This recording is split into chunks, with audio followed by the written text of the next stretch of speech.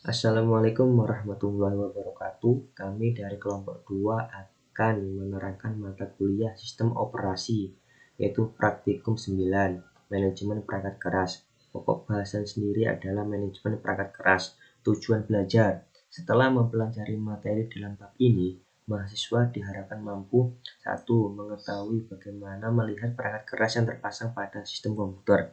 Kedua, menggunakan perintah mon dan umon pada sistem file. Ketiga, menggunakan perintah-perintah untuk manajemen perangkat keras. Dasar teori 1. File perangkat keras. Dev berisi file device atau perangkat yang merupakan aspek penting pada sistem file Linux. Dev CD-ROM dan Dev FD0 merupakan drive CD-ROM dan floppy pada komputer Anda. Kita dapat melakukan akses read dan write pada perangkat. Sebagai contoh, Dev DSP merupakan perangkat speaker. Sembarang data yang ditulis ke file ini akan dialihkan ke speaker. Cat, boot, FM Linux, Dev DSP menyebabkan kita dapat mendengarkan suara dari speaker. Untuk mencetak file dapat dikirim ke perangkat Dev LP0, mengirim data ke dan membaca data dari Dev TTS0 akan menyebabkan komunikasi dengan perangkat modem. Mayoritas device berupa block device atau karakter device. Block device adalah device yang menyimpan atau membawa data. Karakter device adalah device yang mengirim atau transfer data. Sebagai contoh, diskette drive, hard drive, dan CD-ROM. CD-ROM drive adalah block device. Sedangkan serial port, mouse, dan parallel printer adalah karakter device. Beberapa file perangkat yang umum digunakan yang perlu diingat adalah sebagai berikut. Teman-teman bisa melihat sendiri. Device didefinisikan sebagai tipe seperti blok atau karakter dan nomor mayor dan minor. Nomor mayor digunakan untuk melakukan kategori device dan nomor minor untuk mengidentifikasi tipe device khusus. Sebagai contoh, semua EDA device dihubungkan dengan primary controller, mempunyai nomor mayor 3, perangkat master dan slave. Didefinisikan lebih jauh dengan nomor minor.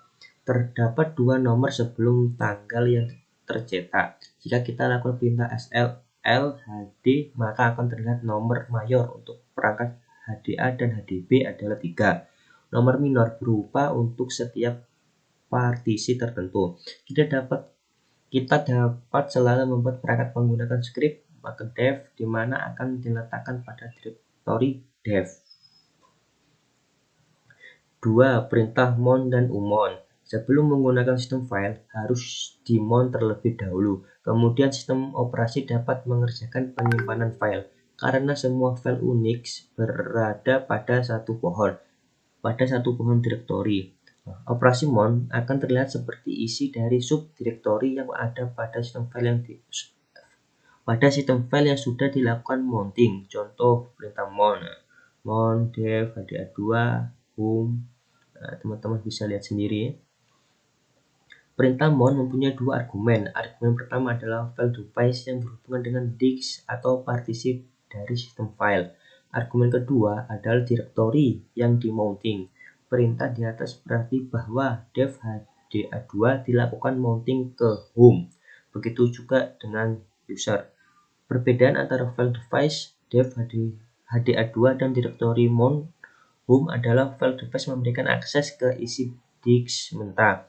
Direktori mon memberikan akses ke file dari disk. Direktori mon disebut mon point. Linux mendukung beberapa tipe sistem file.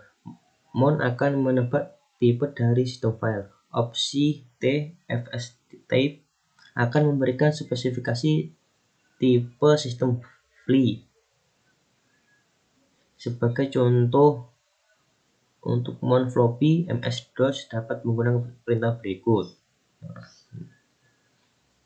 Sistem file root dilakukan mounting pada waktu booting. Jika sistem file root tidak dapat dimounting, sistem tidak dapat melakukan booting. Nama sistem file dimounting sebagai root. Sistem file root mula-mula bersifat read-only. Script startup kemudian menjalankan fsck untuk melakukan verifikasi validitas, dan jika tidak ada permasalahan, dilakukan mounting lagi sehingga write diperbolehkan. FSCK tidak boleh dijalankan pada saat sistem file demounting, karena setiap perubahan ke sistem file saat FSCK berjalan mengakibatkan kesalahan. Bila sistem file root demounting read-only saat dilakukan pengecekan, FSCK dapat memperbaiki permasalahan.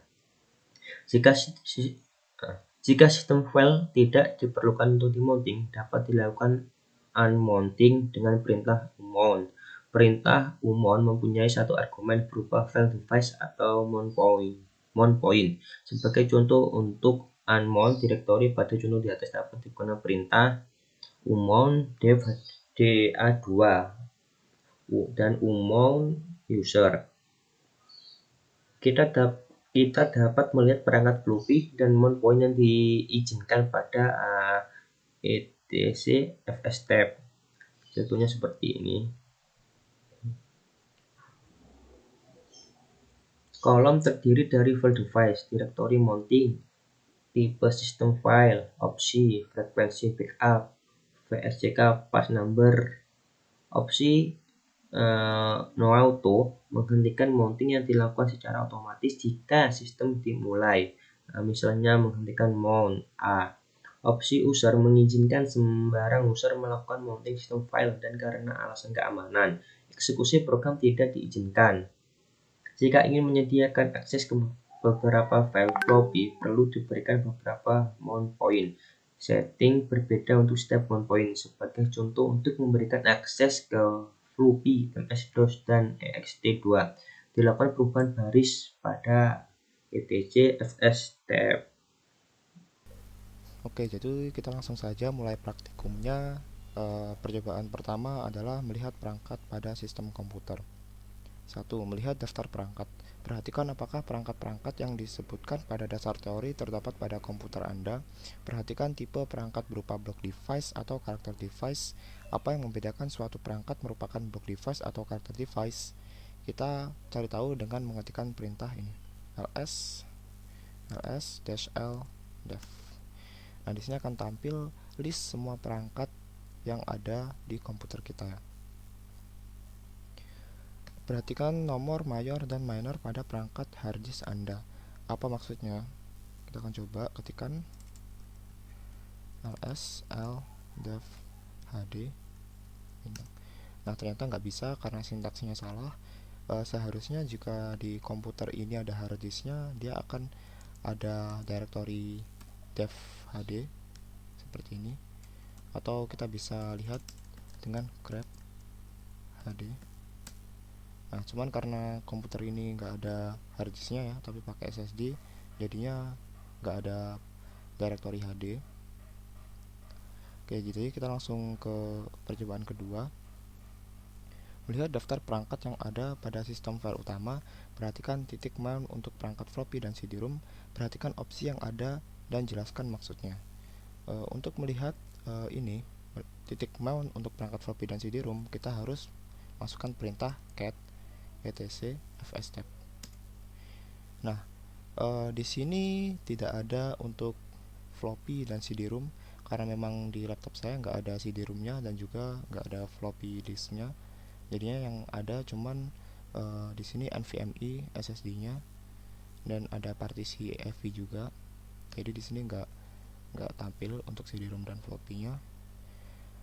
Cobalah melakukan mounting pada floppy disk dengan perintah mount /dev/fdinol/mnt/floppy cd /mnt/floppy ls-l 3. Agar semua perubahan data tertulis pada floppy dan mengambil floppy disk sistem file, gunakan perintah umount cd umount/mnc/floppy. Lakukan hal yang sama untuk perangkat CD-ROM. Untuk poin kedua dan poin keempat saya nggak bisa praktekkan karena memang di laptop saya nggak ada floppy disknya. Kita langsung percobaan ketiga, melakukan format MS-DOS pada floppy. Linux dapat membaca dan menulis dengan format MS-DOS maupun Linux. Untuk menggunakan floppy MS dapat digunakan perintah MS-DOS dengan didahului huruf M. Misalnya mdir a.2 akan melihat daftar file pada drive A. mcopy melakukan copy file, mdel melakukan penghapusan file. Lakukan format floppy dengan perintah fdformat /dev/fd 0h1440 dan mformat A.2. Kedua, cobalah melakukan list directory, copy dan delete file dengan perintah mdir spasi A.2, mcopy nama file A.2, mdel A.2 slash nama file. Ketiga, lakukan pembuatan directory pada floppy dengan perintah mmd, copy file dengan mcopy, delete file dengan mdel, pindah directory dengan mcd, dan lihat isi directory dengan mdir. Lakukan format floppy disk menggunakan perintah mkfs, yaitu mkfs spasi dash t spasi ms-dos spasi dev/fd0. 5. Sebelum menggunakan floppy yang sudah terformat, lakukan mounting system file dengan perintah mount spasi /mnt / floppy. Untuk melihat apakah floppy sedang digunakan, ketik df.